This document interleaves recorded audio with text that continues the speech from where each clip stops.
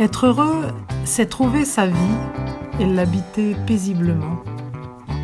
La vie religieuse est un choix parmi d'autres pour être heureux. Et le J2 est une étape sur la route.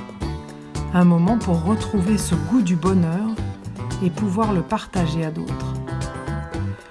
Le J2, c'est 2 mois passés ensemble. Des sœurs du Brésil, du Vietnam, de France et de Grande-Bretagne.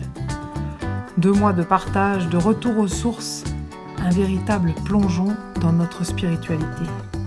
Des rencontres inoubliables avec les enfants, les jeunes et les adultes de nos écoles. Et enfin, stop. On arrête tout pour goûter le silence et remettre la parole de Dieu au cœur de nos vies. Je sens que Dieu a éclairé tout ce qui était enfoui dans mon cœur. J'ai fait une grande découverte pour ma vie personnelle et communautaire. L'impression que mes jarres étaient vides et nécessitaient d'être remplis d'eau, de joie, d'envie de vivre. Tout cela a créé en moi une nouvelle force vitale. Je vais l'entretenir pour qu'elle grandisse chaque jour. Osez aimer, osez vivre, osez faire, pardonner de tout cœur. Revisiter nos sources avec Mère Alix et Saint-Pierre Fourier, c'était aussi une visite au jardin de mon âme. Dans les écoles, nous avons eu l'opportunité de regarder, d'observer, d'écouter, chanter, danser, plaisanter, de nous réjouir avec tous.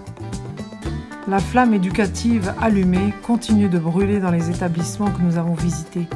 J'espère pouvoir garder ce feu et continuer à le faire brûler là où je serai envoyée.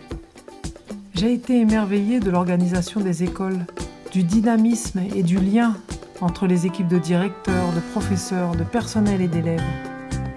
Oui, l'esprit est bien vivant. Ce qui m'a frappée, c'est le respect des élèves ainsi que la liberté de religion. Les éducateurs ont su créer un climat familial de fraternité, de respect et d'entraide dans ce milieu éducatif. Moi, j'ai rapporté beaucoup de petites choses simples, mais en réalité très grandes, pleines de vie, d'espérance, de beauté et une liberté qui nous transforme en personnes créatives meilleures.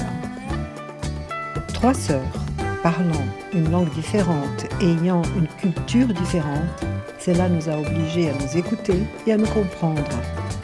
J'ai beaucoup appris et reçu.